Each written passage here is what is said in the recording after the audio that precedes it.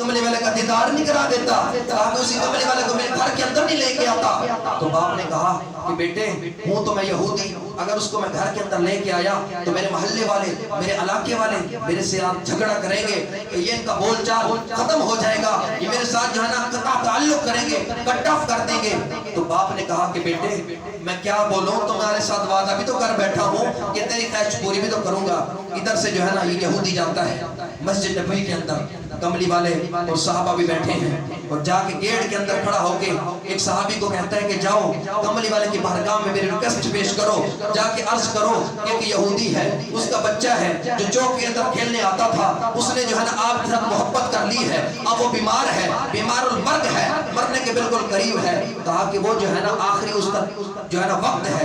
وہ آپ کا دیدار کرنا چاہتا ہے، آپ کی جو ہے نا دیدار کی حسرت لیے وہ پڑا ہے، کچھ ہی دیر کے بعد اس کی روح قبض ہو جائے گی، بہرحال آپ میری منت مانیں، آپ جو ہے نا میری ریکویسٹ آپ کی بارگاہ میں پیش کرنا چاہتا ہوں، کملے والے آپ میرے گھر کے اندر تشریف لے کے چلیں۔ جب صحابی جا کے آقا علیہ السلام کو یہودی کی یہ بات بتاتے ہیں تو پیارے آقا کھڑے ہو جاتے ہیں، صحابہ کو کہتے ہیں صحابہ چلو میرا ایک یار ہے، میرا عاشق ہے، وہ بیمار پڑا ہے، اس کا پتہ پوچھ کے آتے ہیں، اس کا جو ہے نا عیادت کر کے آتے ہیں۔ جب یہ گھر کے اندر آقا علیہ السلام آگے آگے ہیں، وہ جو ہے نا صحابہ پیچھے پیچھے ہیں، یہودی بھی ساتھ ہے، جب یہاں پہ اپنے گھر کے اندر آتے ہیں، بات کیا تھی، اب وہ بچہ انتظار کر کر کے جو ہے نا اپنی آنکھوں کو اس نے بند کر لیا، اب ہلنے چلنے کا نام ہی نہیں ہے، کملی والے سامنے کھڑے ہیں، وہ جو ہے نا اس کا باپ نیچے جھک کے اس کے کان کے اندر بات کہتا ہے کہ اے میرے بیٹے، اے میرے لخت جگر، اے میرے آنکھوں کے تارے، اے میرے دل کے ٹکڑے،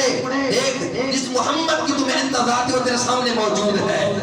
جب اس کے باپ نے اس بچے کے کان کے اندر یہ بات ڈالی، ارے اس کی جاگتی ہوئی روح بھی واپس جو ہے اس کے بدن کے اندر آ گئی۔ اس بچے نے اپنی آنکھوں کو کھولا، آنکھوں کو کھولنے کے بعد دیکھتا ہے سامنے محمد تشریف فرما ہے، اب آہستہ آہستہ اپنے باپ کو اشارہ کرتا ہے اور کہتا ہے کہ اے میرے باپ اگر اجازت دے تو میں اسی محمد کا کلمہ پڑھ کے مسلمان نہ ہو جاؤں۔ آپ نے کہا کہ اے بیٹے تم نے بچا کے کوئی رکھا ہی نہیں ہے، کہا کہ میری طرف سے اجازت ہے، آپ کلمہ پڑھ کے مسلمان ہو جائیں۔ ابھی اس نے آقا علیہ السلام کے بارگاہ میں ایک دو باتیں کی اور کہا کہ اے کملی والے میں تیرے ساتھ محبت کر بیٹھا ہوں، تیرے ساتھ حقیقی عشق کر کے بیٹھا ہوں، نہ میرے پاس نمازوں کا انبار ہے، نہ میرے پاس روزوں کا انبار ہے، نہ میں نے حج نہ میں نے عمرے کچھ بھی نہیں کیا، کہا کہ کملی والے ابھی تو آپ کے سامنے جو ہے نا ابھی میں نے کلمہ نہیں پڑھا، بات یہ ہے کہ اگر آپ کا میں کلمہ پڑھ لوں تو یہ بتائیں گے کہ میری بخشش ہو سکتی ہے۔ کملی والے آقا نے فرمایا کہ اے میرے عاشق تو ایسا کر تو کلمہ پڑھ لے، قبر سے لے کر جنت تک میں محمد تیرا ضامن ہوں۔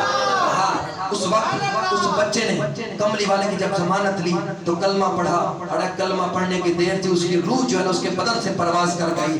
اب جب اس کے باپ نے دیکھا اب یہ میرا بیٹا جو ہے نا اس فانی دنیا سے کوچ کر گیا، اب یہ جو ہے نا یہاں پہ اس کی روح جو ہے نا پرواز کر چکی ہے، اب وہ کہتا ہے کہ اے محمد اب یہ میرا بیٹا نہیں ہے، کیونکہ یہ تو